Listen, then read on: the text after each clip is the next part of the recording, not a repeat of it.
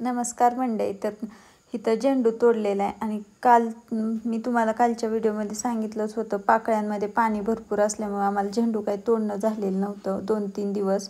तर माल एकदम भरपूर आलेला होता, म्हणून आम्ही लेबर लावून झेंडू तोडून घेतलेला आहे. आणि झेंडू लेबर आता घरी गेलेली आहे, त्यांचं टायमिंग झाल्यावर सुट्टी झाली.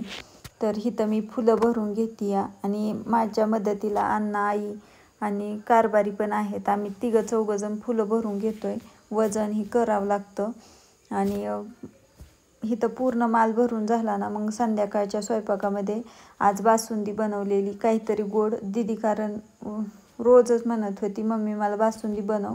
आणि विकतचं दूध असल्यामुळं 1.5 लिटर आटायला ठेवलेलं आणि त्याचं आटवून पावशरच एवढी बासुंदी झालेली आहे. साई ही होतीच, म्हणून मी मिक्सरमध्ये बारीक करून घेते, कारण मिक्सरवरती बारीक केली ना चवीला छान लागती.